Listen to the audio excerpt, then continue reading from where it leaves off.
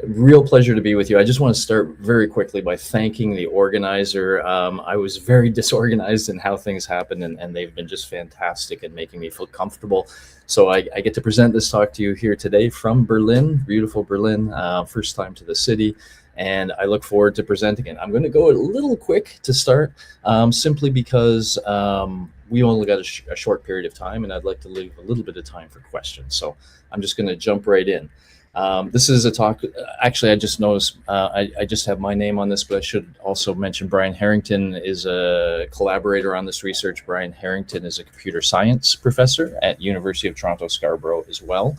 And together we've been playing with AI really to think about how it could impact education. And really we come at this seeing ourselves in sort of a Thomas Kuhnian paradigm shift in education driven by AI.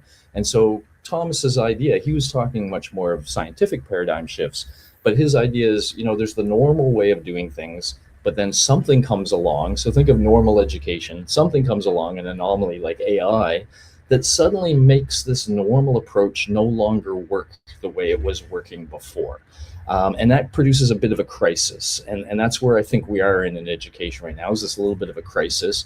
This crisis drives change. And that's what I want to talk about, because change is both painful. There's always the challenges of the things we lose, but there's also the opportunities that change might provide. And this is really where we're going to live today in this talk, because those opportunities, if you consider them well and manage them well, can lead to what we call this pre-paradigm phase that leads to a new paradigm, a new way of doing that thing, in our case, education, and that becomes the new normal. So I very much see AI as driving this sort of paradigm shift in all sorts of domains now, including education. And while we often get focused on the challenges, and I know a lot of people are focused on the challenges, and that's good, I'm very much focused on the opportunities. How could we see AI as providing a solution to some of the major challenges we have? Because, face it, our previous way of doing education was not perfect. There were things where we could do better, and those are the things I try to focus on. Now, I'm going to be talking a lot about conversational AI. Oh, sorry. Let me. This is one of my favorite quotes now. So I am now 61 years old, and so I'm sort of eyeing retirement a little bit. And this is now my mantra. Before I retire, I want to be the man that chisels the end date into the tombstone of multiple choice exams. One of those areas where I think we can improve education is assessment, how we assess learning. And I would argue to you, we've fallen into using multiple choice testing because it allows us to do objective measures at scale, but I am going to argue it is not a very good way to assess learning. And that's important because assessment drives the way we teach. And so what this talk will be about is a bit of a crusade Brian and I are on to try to literally overturn multiple choice testing and provide a better alternative supported by AI. So whether it's me that chisels the end date or Brian or somebody else, that's what we're trying to bring about. So we kind of have fun with this, as you'll see. It's kind of like multiple choice is the evil oppressor for education, and we want to overturn that oppressor. We're going to do it using conversational AI, and I don't have a lot of time to talk you through this. I just want to give you a taste of it because I will be at the conference in Berlin all day tomorrow. And so if you would like to come and talk to me about any of this, please feel free to do so. But I teach a very large class, 1,800 students. I've seen a lot of social anxiety. My students are saying they're lonely, they're isolated. And when I say, well, why don't you speak to each other?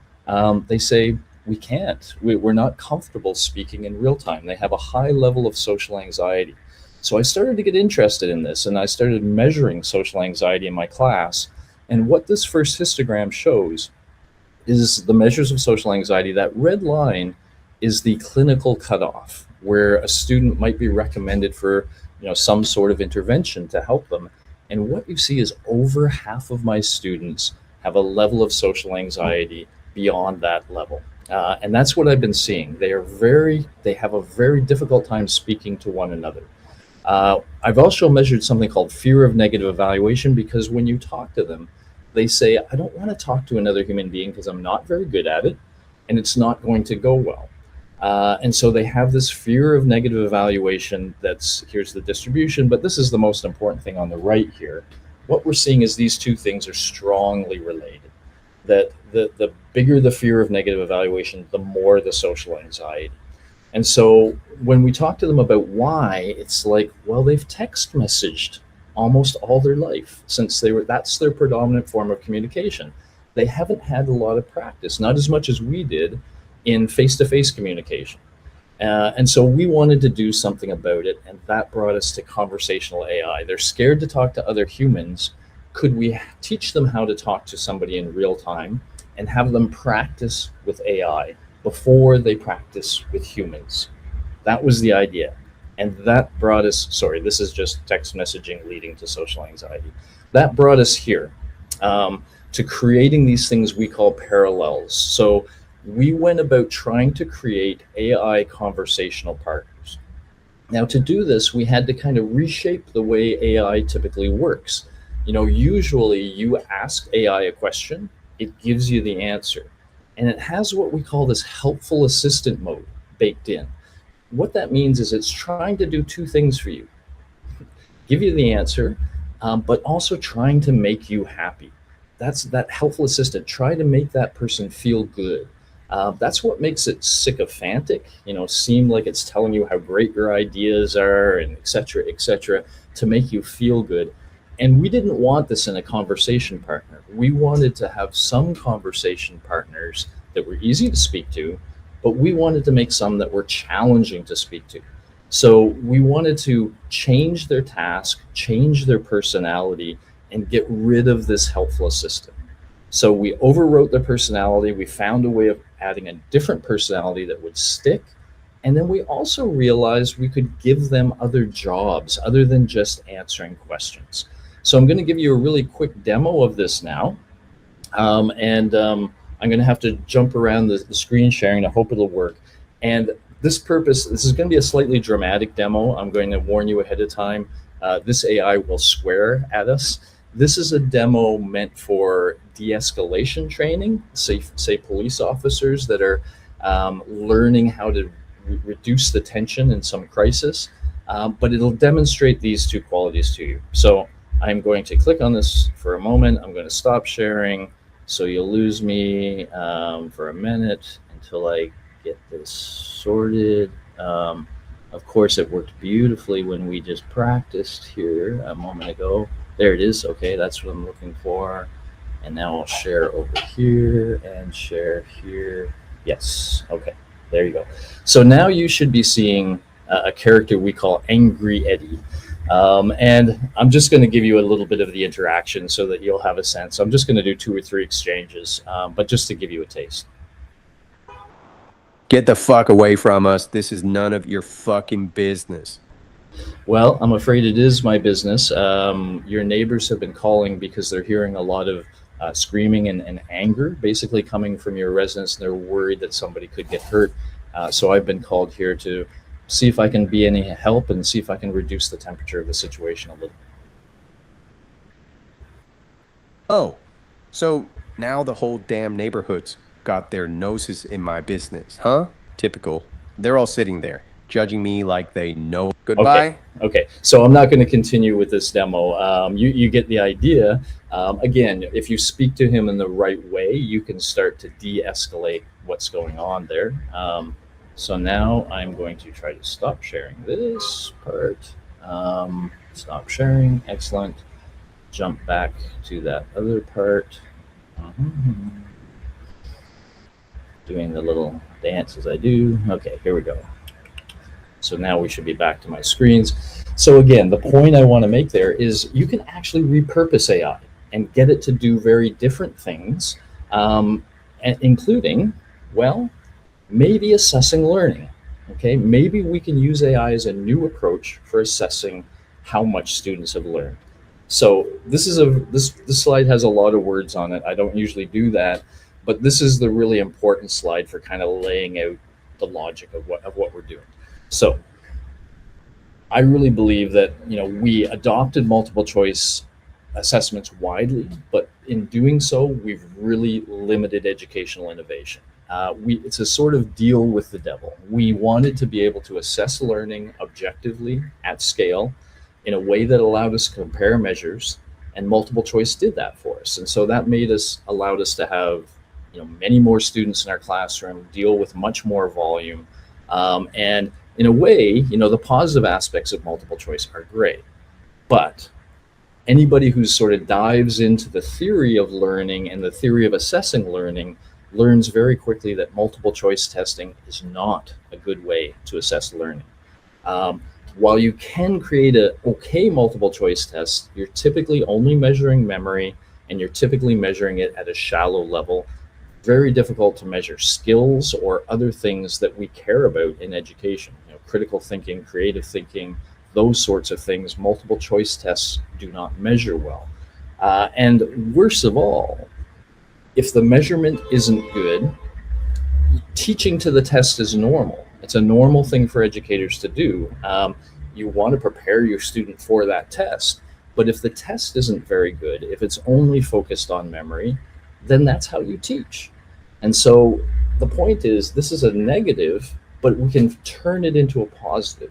If we could get the assessment right, if we could have a much more holistic way of assessing learning that was sensitive to skills and other things, then that could have a ripple effect where innovation in education is suddenly much more embraced because it's rewarded by the assessment, okay? And so that's why we really want to say, hey, can we get the benefits of multiple choice testing? Can we get these objective and comparable measures of learning, but do so in a way that assesses learning in a more valid and in a more appropriate way? Okay. And so that brings us back to the AI. And again, I want to give you another taste here of a different AI, and I have to stop sharing, and I have to jump over here, and I jump here. I'll get good at this at some point, I swear. Okay, and I think it's this one. No, yeah, okay, there. Okay, and so I'd like you to meet Alicia. So there's a long story to this, and you won't get the whole idea, but students went through an assignment in something called Peer Scholar, another technology I use. And at the end of the assignment, we want to know whether they used AI and how they used AI. I tell my students, you can use AI, but you have to use it intelligently. You have to use it to help you learn and think, not to do the learning and thinking for you. And so after they go through this process, they meet Alicia. And Alicia is all about oral assessments of learning, okay? Going back to that idea of sitting across from an expert and having them assess how much you know. So let me give you a taste of this. Hi there, I'm Alicia, and I'd love to talk with you about the work you recently completed. I'm here to get a better sense of what you did, what you learned, and how you approached the process. Don't worry, this is a friendly conversation, but I'll be asking a lot of questions to really dig into your experience. So get ready to chat. Shall we start? Yeah, let's start.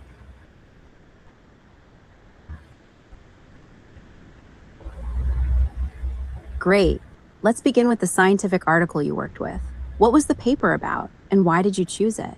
Yeah, I chose a paper by Miracle and Ali. It was about social anxiety in university, in the university context. I feel a little bit of social anxiety as a university student, so I thought, I could do the assignment, but also learn a little bit about myself.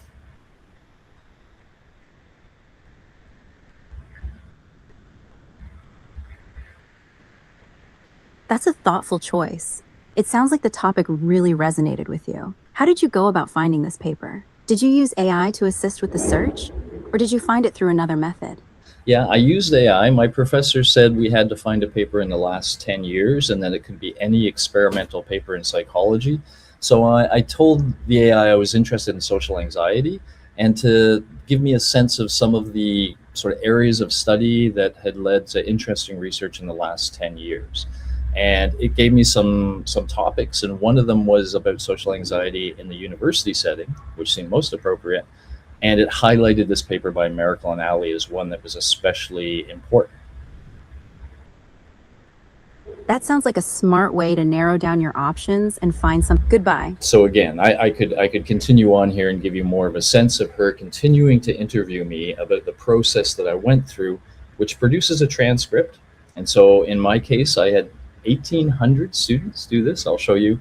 They would copy this transcript after they were done, and then they would paste that transcript into the learning management system as part of what they submitted. Okay, so now let's do this dance again. Da, da, da, da, da, da, da, da. And here and here. Okay, good. Okay, so I really went into this last fall, Brian and I should say, with a few questions on our mind. So first of all, I teach this very, very large class. That is not a missed print. 1,800 students and me. That's how we do things in Canada. Each of them went through this peer scholar activity to find original research, summarize it, and say what they would do next. And then that last step involved a conversation with Alicia that was meant again to kind of find out if they really understood what they did or not. Now, first question I had is, well, the first question I had is, would it work? And so what you see here is a weekend when I had Alicia deployed. Alicia can speak to 20 students at the same time, but there was 1,800 students in the class. So I made my students use their learning management system to book an appointment with Alicia. And then they were to go talk to Alicia during that time. And I was watching these conversations happen. And this was over the weekend. And the first good news is it all worked smoothly. In fact, you see at the highest point, there's almost 1,300. If you add all these up, you'll realize that's more than 1,800 students. What does that mean? Some students were doing 2 or 3 times before they found one they submitted. Maybe that's something I want to control in the future. But for now, it's like, hey, it's working. They're getting a sense of how this works. And then the next question was, well, what did they think of it? And so when they came back to my class, I asked them, we use this response system that allows me to ask them questions and them to answer. And so I asked, what did you think of this experience? Give me one word to capture what your feeling was of being assessed in this way. And here are the words. This is a word cloud, and you see obviously the bigger words were the ones that were used more often. You do see a few, awkward, annoying, bad, scary. So it's not like it was universally loved. But the big words, good, fun, different, innovative, cool, unique, weird. I'm okay with your weird. Insightful, engaging, provoking, helpful. My takeaway is they're not revolting. As a new way of being assessed, they seem to be okay with this. They seem to be intrigued almost by this as an innovative new approach to assessment. So that was very, very heartening for us to see. Now, what are we trying to do? Well, if we really want to overcome multiple choice tests, we're not going to do it alone. It's going to all be about the community of educators and collaboration. And in fact, part of the reason we're here today is to try to invite some of you guys to join this crusade to overturn multiple choice testing. So we're trying to build a community of advocates, work together to do research, to produce publications and presentations, to get out there talking about it. We want this research to focus on the validity, the reliability, and the fairness of this new way of assessing. We've already created an app that will allow any of you who want to create your own agents that can assess learning, just like Alicia. So we have an app that anybody can use, and we're really hoping to collaborate with you guys, with the community, and to try to get as much information as we can about how to do this assessment right. And really, we're trying to come up with specific use cases within traditional education and beyond for how this AI can actually lead to a better way of assessing learning. Okay, so we're really trying to kind of mix 2 ways. What I've been talking about is the bottom up. We're trying to work with community members to really show this is a great new approach, better than multiple choice. At the same time, we're looking for institutions that are willing to really adopt this as in a top-down way, that are willing to say, yes, we love this. We want to try this at our institution, or in our department or in our unit as a new way of assessing learning. And so as we get more bottom-up support, we get more top-down interest, and eventually we want to bring those together in order to literally overcome multiple choice testing. This is the application that we've created, and I'm happy to share that. In fact, if you go to parallels.talklab.ca, you can just log in with Gmail and you can start playing. It doesn't have a very good onboarding part right now. I have to work on that. So you would just have to play and figure things out. Or reach out to me and I'll happily have a session with you to show you how to use this. But this is mostly to say there is a tool where you could start playing and seeing if you create something that you like. We would love you to join the Horde. Now, the Horde is us having fun, right? It's the overthrowing the evil multiple choice thing. And so we're hoping that this Horde will be a group of educators that will try to establish the validity, the reliability, the fairness, and the holistic nature, to show that we can assess things this way that we could not assess through multiple choice, things we care about. So that's the goal of the Horde, is to kind of show that. And in doing so, we want to demonstrate this is a superior way to assess learning as we go forward. So that brings me to here. I noticed a little American flag by my name in the program. I am Canadian. I want to be clear about that. I'm from Canada. And we would love you to join the Horde, if you will. And so here's a little QR code here. If you scan that QR code, it'll go to a Google form that'll ask you basically 2 questions that will invite you to join the Horde if you would like to be part of this crusade to overturn multiple choice testing. All right, so I'm going to stop there. I'm going to stop sharing. I'm going to try to get back to that great interface that I really like, where I can see the chat messages. Let me get my chat open. Here we go. All right. Would you put the link in the chat, please? Yes. I think if you just search, Parallels and Talk Lab, which I just put here, I believe you'll do it. But it's okay. Let me actually sorry. Sorry. I will put it right there now. I've got it, and now I got to get back to you. Where are you? Where have you gone? Okay, I'm almost back to you. It's amazing how this can go. There we are. Okay, back to the chat. Okay, there's the actual link. Why is it not pasting in the link? There. Okay. One more try. There and there. Oh, I just posted it 3 times. Thank you. Okay. Oh, and Daniel had already put it there. Thank you, Daniel.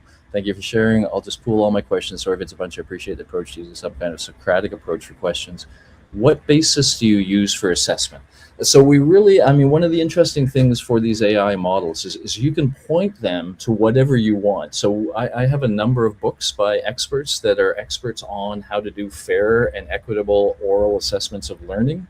And basically we make the AI highly acquainted with that work. And so whatever it was that you felt was a valid way of doing oral assessments of learning, and that's something where the Horde could kind of come to agreement about that. But we can tell the AI, follow this approach when you do those oral assessments.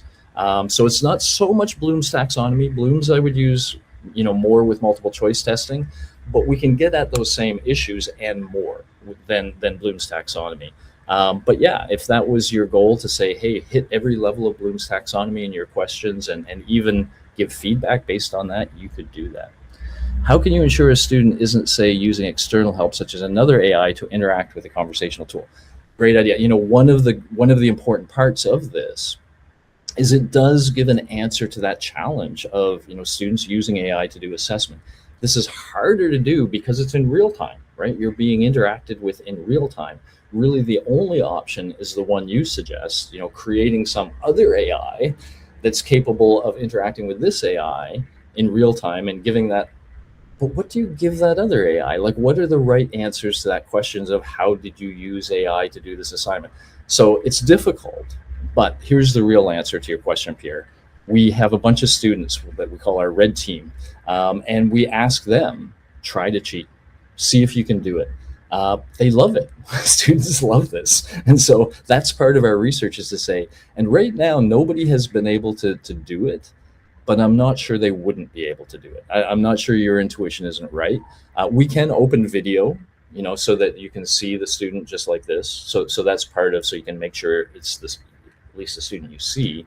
But that's an important part, because if we can show that you cannot cheat on these oral assessments of learning, then we can go back to online assessments and other things that we had to run away from because of AI.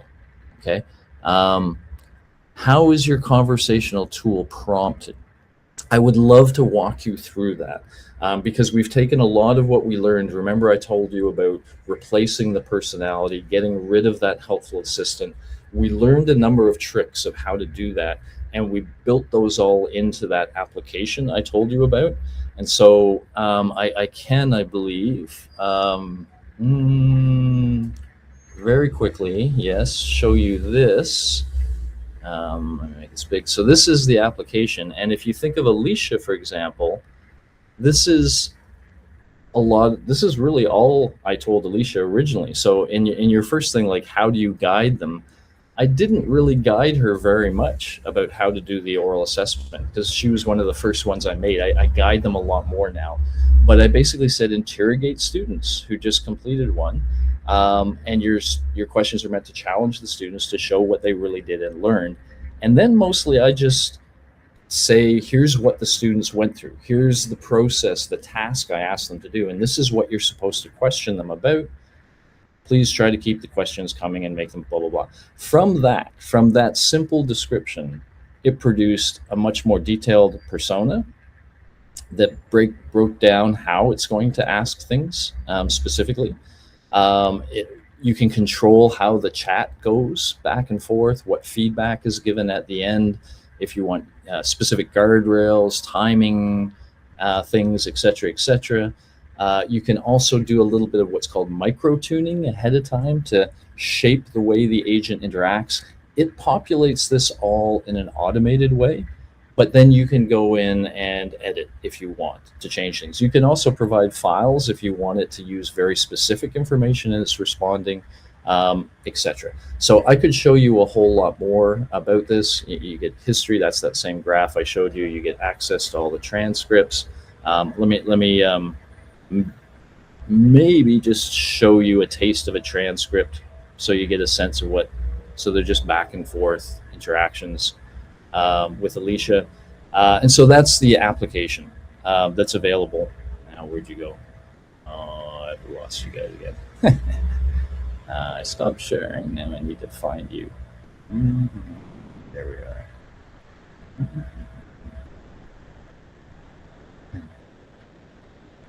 Okay, I am back. Yeah, so that gives you a sense of the tool. But again, anybody, I put my email right at the beginning, steve.joordens@utoronto. Feel free to reach out and I'll happily spend more time. Thanks for that. How was the transcript submitted? So again, I use something called PeerScholar, which is another technology I created. I could tell you all about PeerScholar. You can go to peerscholar.com if you want. And within PeerScholar, I just added something for them to paste in those transcripts. But you could use a digital Dropbox or whatever you wanted. To be clear, right now, the AI is not doing any grading. It's not doing any actual assessment. It's just doing the interview. And we had TAs graded. Down the road, it could be possible, once we verify it's accurate, that that we could have the AI do some grading, maybe giving the students the opportunity to ask for a regrade from the professor if they don't like it. I'm seeing all sorts of things. Which study programs would this work best in? It works really good in, like, nursing seems to love this because they feel multiple choice does not capture what they're trying to teach. They feel an oral assessment approach works a lot better. But honestly, I think it can work across the board. Thank you for the interest. Okay, fantastic. Yeah, so there's a couple, I think Carolyn's point, the disabilities, the accessibility issue. I think that's a really important question. So that's the kind of thing where we would love to work with others. And Carolyn, if that's a passion of yours, we would love to work with you to find out what are the limitations, what are the opportunities. Like, is this going to be good for some accessibility situations? Is this going to be a problem for some? And are there ways around the problem? I don't have all the answers for you. I would love to find those answers with you if we could. Can Alicia be integrated in Moodle? We're starting to now create what's called LTI compatible, so you can just integrate it with any LMS. It's not there yet, but we are getting there for sure. Okay, 10:35. I think I hit all the questions. Again, I'm going to very quickly once more put my email here and just let you all know that you're more than welcome to reach out to me. I'm on a little bit of a road trip on my motorcycle right now, but within a week I'll be home and happy to, within 2 weeks I'll be home, happy to answer any questions. Thank you all. I appreciate that. That's very cool. Thank you.